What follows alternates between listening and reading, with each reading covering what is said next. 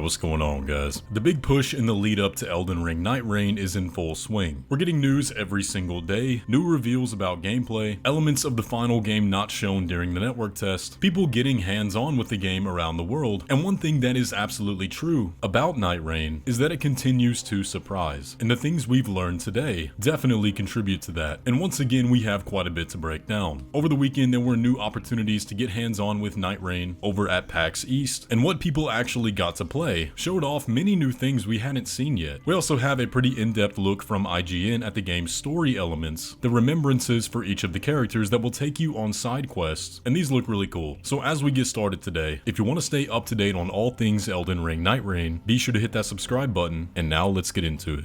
To start things off today, we have to talk about all the new gameplay that happened over at PAX East. Now, for those of you that don't know, PAX East is a big gaming showcase where lots of different publishers and studios can set up booths where you can go get hands-on with a lot of upcoming games. And of course, Bandai Namco had a station hosting play sessions of Elden Ring Nightreign. Now, from people that got to actually go there and play, the version that they played was a much more updated version of the game with lots of new things. From testimonials, the available hunts in the game were the first two. First, of course, being Gladius, and then Libra, Creature of the Night. Now, there were quite a bit of rules. They weren't allowed to play as Executor or Revenant, but they were there on the character select screen. And there were a few other elements to those characters, which we'll talk about more in a minute, that showed up. But some general overall thoughts about this version of Nightreign compared to the network test. The one major thing that stuck out to people was the mass variety. Every single time they did a game, it was different, which obviously that's the whole point of the game. But I think we're far enough now to where the concerns from the network test, where runs were going to end up feeling the same, can be put to bed. Fromsoftware know what they're doing. They know what's going to make this game work, and they know that the key to success lies in variety. No two runs are going to be the same. So if you're out there still concerned about that, don't worry, it'll be good. Now, in terms of difficulty, we talked in the last video that Ishizaki stated that Gladius will be receiving a buff in the final version of the game. However, when it comes to Libra, players stated that he was significantly harder than Gladius. And according to Ouroboros, who got to be one of the hosts of the event, he stated that players had a 100% success rate on Gladius, but only about a 20% success rate on Libra. And if we're looking at that being the second Night Lord out of 8, yeah, I think this game's going to be plenty hard. And I can only imagine what that 8th Night Lord is going to look like. But let's talk about some things that were new. All of the attention recently has been on the new hero, Executor. We've been waiting so patiently to see a character breakdown of this hero, and we're still waiting. But during the PAX East gameplay, the game is of course always online, and one of the new features in Nightreign is ground loot from other players who have died. Well, during one of the sessions, there was a corpse of Executor, and one of the characters went to go pick up the starting weapon. So you can see here we have Executor's blade. It looks to be a standard katana with bleed. The weapon art is unsheathed, and you can see there's a passive ability called the Executor's Grief. Now, of course, we don't have the details on what exactly that ability does, but it's cool to finally at least see this weapon, and now we know its properties. Now, in Nightreign, your character is not going to be only using their starting weapon, so how important is this really? Well, at least from an optimal gameplay standpoint, we can judge that Executor is without a shadow of a doubt a dex build, probably a much less glassy alternative to Duchess. But man, I'm just ready for that character trailer. I hope it comes this week. But another new item that popped up during the runs was a Rune of the Strong, which grants 10,000 runes, and this was just a base boss reward. We also have this, Winding Grace, which says rise from defeat a single time. Now, we heard in the interview that during solo runs, there was going to be some kind of item that could be used to revive yourself. Now, this did show up in a co-op run, but perhaps this is the same thing. That might be more common in solo. But perhaps the most fascinating new item spotted in the gameplay was this, Trace of Night, which dropped from Gladius and simply has the description, the qualities of the Night Lord. Now, what exactly does that mean? Well, we have no idea.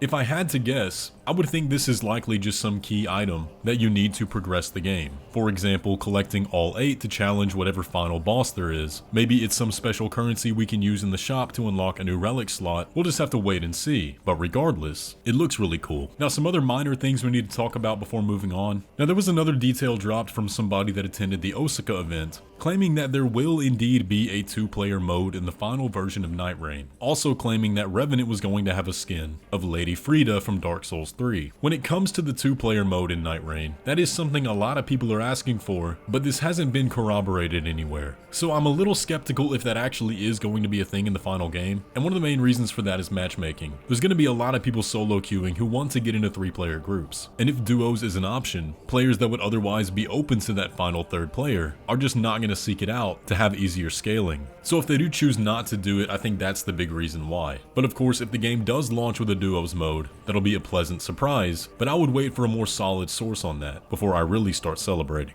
But now let's dive into these remembrances. So at the time of me recording this, it's only been a few minutes since this dropped, but IGN just released a new video breaking down how remembrances work in Nightreign. These are going to be the game's little side quest that gets you to learn more about each character, revealing bits of lore and unraveling new objectives to complete in-game. These remembrances can be started by accessing a journal in the Roundtable Hold, and as you go through the remembrances, you will get new lore dumps. For example, here on Iron Eye, we can see in IGN's video chapter 4, which states, "Instructions sent from the Fellowship to the Iron Eye. Iron Eye, beloved child of the Fellowship, I believe you are familiar with the monster. It is clear now that his guardian had been slain long ago. It seems to have happened when the boarding house was destroyed in the Duskin Valley. There is a strong likelihood that the traitor to the Fellowship is indeed the monster. Take every precaution. He was raised by the Fellowship to be the centipedal scion he is, after all. Ever your custodian, Isolde." Okay, so we can see there's a lot going on there story-wise. And after reading these entries from the journal and receiving your mission, the steps for your quest will vary character by character, and we do see a few examples here. IGN shows that Iron Eye is sent to the edge of the map where he will trigger an encounter with an invader, a seemingly clone fight called the Night Huntsman, who when defeated will drop an item called the Traitor's Letter, which can then be brought back to Duchess in the Remembrance. They also show off a bit of Raider's Remembrance who varies significantly, and his quest involves taking on one-on-one mini boss fights in a coliseum. Now we had heard a little bit about this before, speculating that it could be a boss rush mode, but it does look like this is specific to Raider, but it still looks super cool. Now a lot of these steps are going to be fetch quest as it's been shown also, but I still really like the method they're going here at unraveling the story for each of these characters. I'm really excited to learn more, and although this is a spin-off, this lore does sound very interesting. We still don't know if lore is the only reward you're going to get for doing these, maybe you unlock skins this way. That all remains to be seen. But you guys let me know what you think about the remembrances, and are you also excited for Nightreign's lore?